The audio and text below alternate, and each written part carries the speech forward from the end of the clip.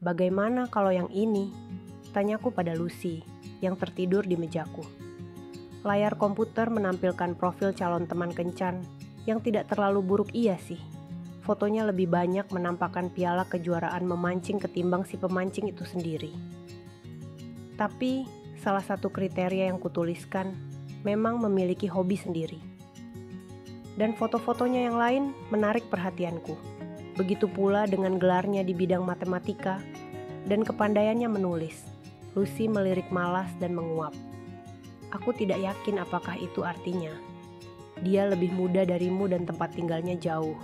Ataukah, pelan sedikit dong, aku mau tidur nih. Ya, kau benar. 3 jam sekali jalan ke sana.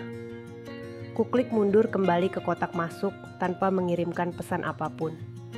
Aku tengah mencicipi kolam bernama perkencanan setelah hubunganku selama 15 tahun meledak hancur. Aku senang tapi juga sadar bahwa sebagaimana di SMA dulu, kebanyakan pria tidak mencari sosok cewek tomboy yang kutu buku. Tapi, kupikir kencan di dunia maya akan membuat kolam itu lebih luas.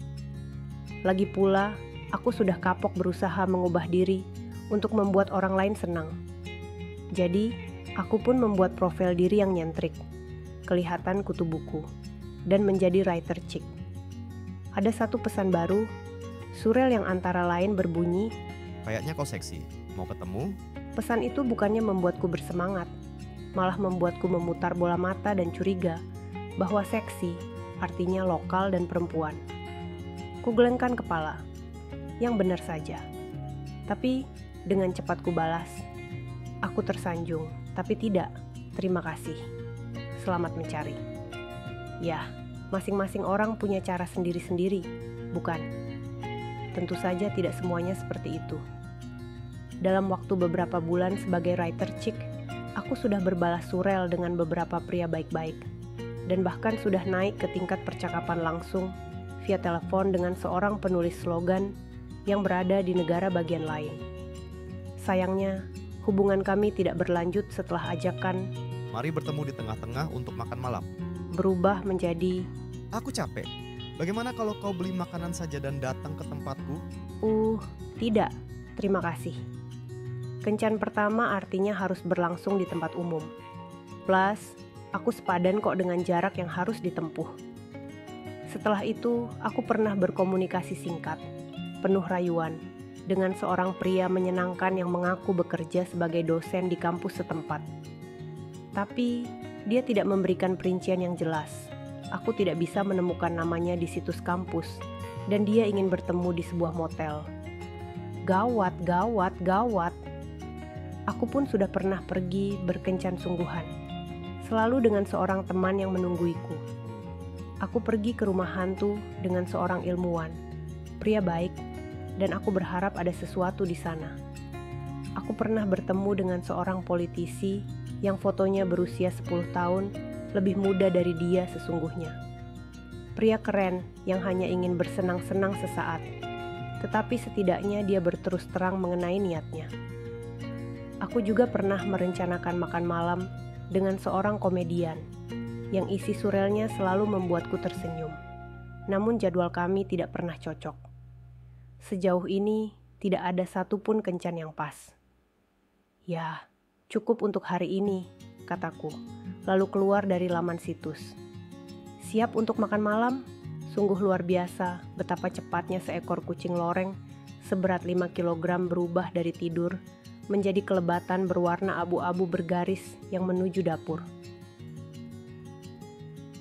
Keesokan malam, aku dan Lucy meneruskan rutinitas yang sama.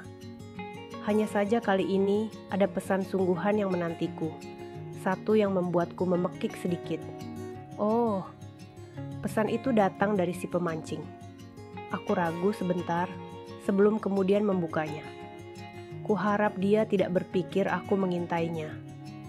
Situs kencan ini memiliki fitur yang menghitung berapa banyak orang yang sudah melihat suatu profil. Jadi, aku bisa mengetahui siapa saja yang melihat profilku, dan sebaliknya. Dan, ya, bisa jadi aku melihat profil pria itu lebih dari 1 kali. Ya, sudahlah. Cuma ada satu cara untuk tahu apakah suratnya berisi Hei sayang, atau berhenti mengamatiku. kubuka pesan dan kutemukan perkenalan singkat yang ideal ala situs kencan daring. Dia mengomentari sesuatu dari profilku, memberikan beberapa perincian mengenai dirinya, dan mengundangku untuk membalas pesannya. Nilai tambahnya adalah dia menulis seolah-olah dia seekor anjing laut tua, membuat segalanya terasa ringan. Kalau saja dia mengirimkan minuman untukku, maka wujudnya pasti anggur putih sopan berhias payung. Kubalas dengan nada yang sama, lalu berkonsentrasi pada surel-surelku yang lain. Aku sudah belajar bahwa semakin besar tekanan yang kuberikan pada suatu percakapan, semakin besar pula kemungkinanku kecewa. Hal-hal seperti ini lebih baik ditangani secara spontan dan hidup serta dunia berkencan di usia akhir 30-an. Lebih baik dilihat sebagai petualangan yang aneh namun menyenangkan. Malam berikutnya, aku menerima pesan lagi dari si pemancing. Surat jenaka panjang lebar yang berakhir dengan Aku ingin mengenalmu lebih jauh. Bersediakah kau menulis cerita bersamaku? wah, itulah yang mengikat perhatianku. Ide yang baik sekali alih-alih saling melempar 20 pertanyaan. Duduk nyaman di depan televisi dengan laptop di satu sisi dan si kucing di sisi yang lain, aku berpikir-pikir, apakah aku harus menunggu dulu agar tidak terkesan aku menghantui kotak pesanku. Akhirnya, kuputuskan untuk menjawab dan menulis. Ide bagus. Kau mau mulai? Bab pertamanya tiba keesokan paginya, dan aku senang sekali bahwa dia menulis dengan baik, diwarnai tokoh bajak laut dan kapten kapal yang seorang perempuan. Aku bisa meneruskan ini, kataku pada Lucy, yang duduk di tepi jendela, seolah menonton televisi bertayangan burung.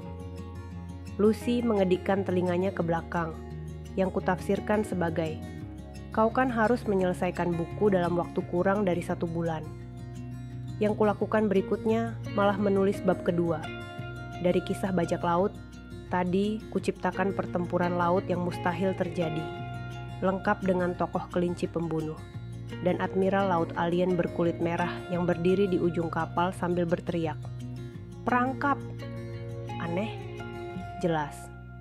Tapi pikirku, kalau dia tidak bisa menangkap selera humorku, maka hubungan kami memang tidak bisa berlanjut.